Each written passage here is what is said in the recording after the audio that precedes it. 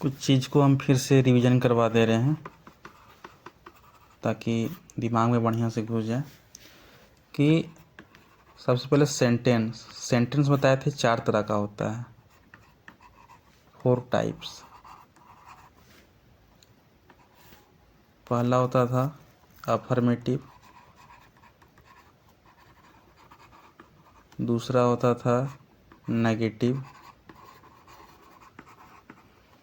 तीसरा होता था इंट्रोगेटिव, चौथा होता था इंट्रोगेटिव नेगेटिव। तो अफर्मेटिव में क्या होता था, इसमें सिंपल सेंटेंस रहता था, जैसे मैं खुश हूँ, मैं दुख हूँ, मैं दयालु हूँ। नेगेटिव में होता था कि मैं खुश, इसमें नहीं लग जाता था, यानी मैं खुश नहीं हूँ, मैं दुख नहीं हूँ, मैं नेता नहीं हूँ, वह चोर नहीं है। इंट्रोगेटिव में क्वेश्चन होता था कि क्या मैं खुश हूँ, क्या मैं दुख हूँ, क्या वह नर्तकी है, क्या मैं भूखा हूँ।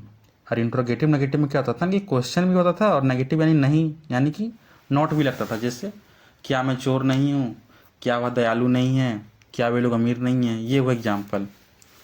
तो अफर्मेटिव का जो फार्मूला होता था वो होता था subject plus helping verb plus object, ये होता था अफर्मेटिव का।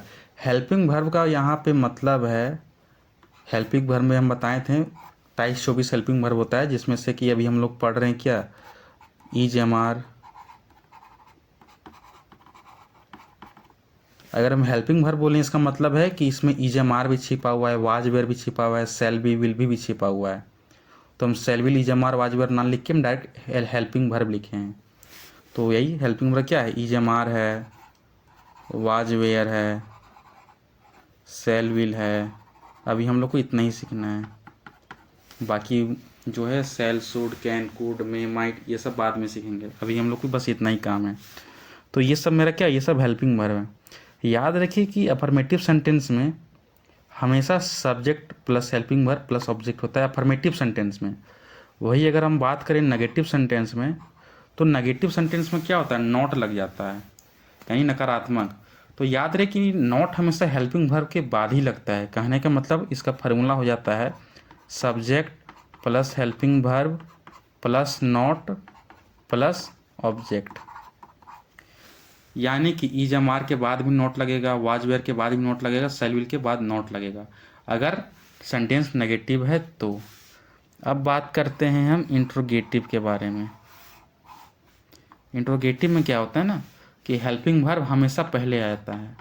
हेल्पिंग वर्ब बोले तो is am are was were shall will, इसका अगर जहाँ भी यूज हो रहा है ये सब पहले होता है अगर सेंटेंस इंट्रोगेटिव है तो। उसके बाद सब्जेक्ट आता है, इसके बाद ऑब्जेक्ट आता है।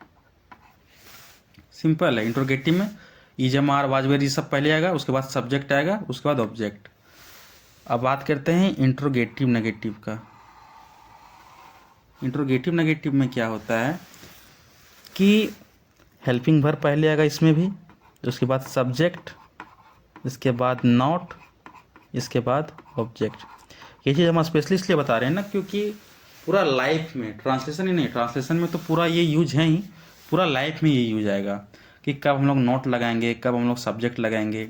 फिर से एक बार बता दे रहे हैं, अफर्मेटिव सेंटेंस में होता है subject plus helping verb plus object. For example जैसे आई एम नॉट रिच, तो एम क्या है यहाँ हेल्पिंग वर्ब, आई क्या है सब्जेक्ट, रिच क्या है ऑब्जेक्ट। जैसे ही इज पुअर, तो ही क्या है सब्जेक्ट, इज क्या है हेल्पिंग वर्ब, देखो इज क्या है हेल्पिंग वर्ब, पुअर क्या है ऑब्जेक्ट। अब नेगेटिव एग्जांपल लेते हैं, subject plus helping verb plus not plus object. जैसे he is not a good person, या फिर ही इज नॉट, एग्जाम्पल लेते हैं कि आई एम नॉट सैड, तो आई क्या है सब्जेक्ट, फिर क्या है I am not sad, am क्या है मेरा हेल्पिंग वर्ब, उसके बाद एम के बाद क्या लगा है नॉट, उसके बाद क्या है ऑब्जेक्ट यानी सैड। इंट्रोगेटिव में कि जैसे क्या मैं खुश हूँ यानी एम आई हैप्पी, तो देखो इंट्रोगेटिव में क्या है हेल्पिंग वर्ब पहले लगाए हैं, यानी कि इज एम आर पहले, वाज वेयर पहले, तो एम आई हैप्पी, ये इंट्रोगेटिव का एग्जांपल है।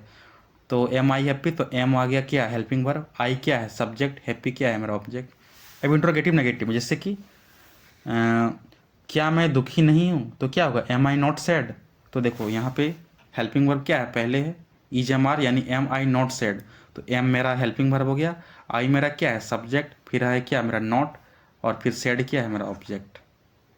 तो ये था कहानी रिवीजन का, यानी कि is am are was were और इसके बाद फिर पढ़ेंगे सेल विल। तो हर किसी में क्या होगा ना, तीनों का तीनों अलग चीज़ नहीं है, तीनों तीनों का तीनों सेम चीज़ है। एक में रहेगा कि मैं खुश हूँ, वाज वेयर वाला में रहेगा कि मैं खुश था, और सेल विल में रहेगा कि मैं खुश रहूँगा। सारा कुछ सेम रहेगा, बशर्ते हेल्पिंग वर्ब ही चेंज होगा। कहीं इज एम आर, एक बार एक चैप्टर में इज एम आर पढ़ना है, दूसरा चैप्टर में वाज वेयर, और तीसरा चैप्टर में सेल विल पढ़ना है। आगे पीछे का सारा चीज़ सेम रहेगा सब में। इज एम आर में अगर सब्जेक्ट पहले आ रहा है ना, तो वाज वेयर वाला में भी सब्जेक्ट पहले आएगा, सेल विल वाला में भी सब्जेक्ट पहले आएगा।